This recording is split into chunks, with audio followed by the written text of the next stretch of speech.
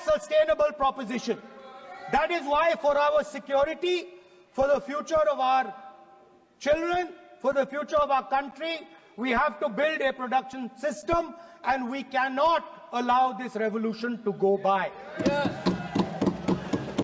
Now, the next step, we have a strategic partner called the United States.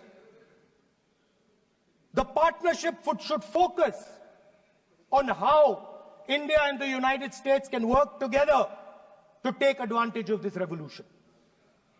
That is what the conversation should be on.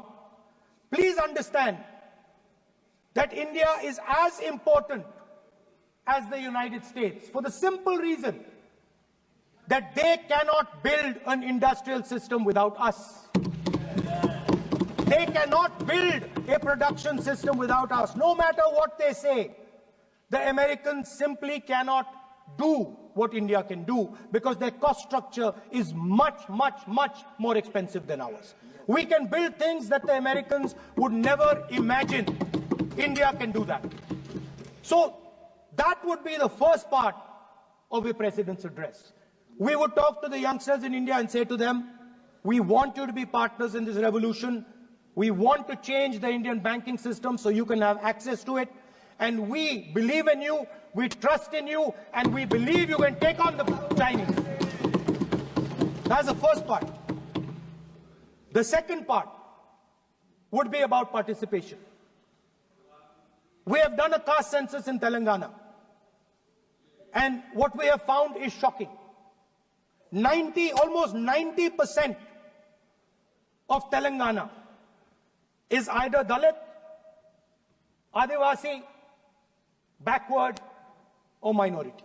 Almost 90%. And I am convinced that that is the story across the country. I am absolutely convinced that the OBC population of this country is not one less than 50%, possibly 55%. 16% are Dalits, 9% are Adivasis, 15% are minorities. Last budget, there was a photograph. You remember the photograph? Of course. वो मक्खन बांटने वाली, हलवा बांटने वाली photo. मैं हैरान हो गया कि इस बार फोटो ही हटा दी. हलवा खिलाया मगर दिखाया नहीं किसको खिला रहे. Please.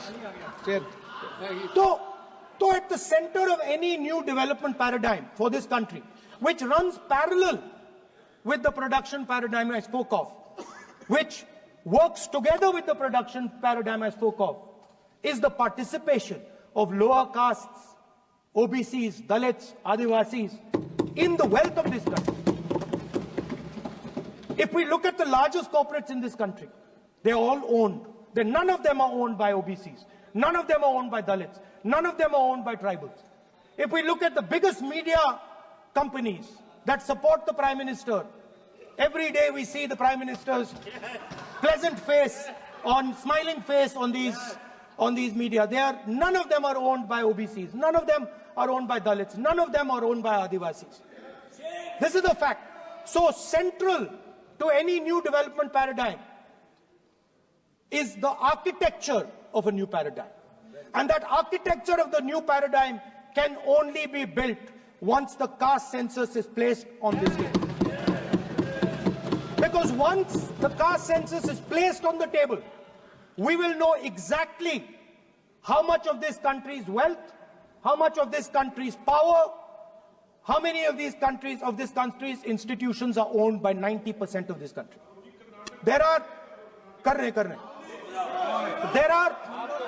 OBC MPs in the BJP. There are OBC MPs in the BJP. There are Dalit MPs in the BJP. There are Adivasi MPs in the BJP. Remember, you are OBCs, you have 50% of the population, and you have absolutely no power. I know that you're sitting there and you cannot even open your mouth. Subscribe कीजिए और bell icon को भी दबा दीजिए ताकि आप हमारे आने वाली वीडियो का नोटिफिकेशन सबसे पहले पा सकें।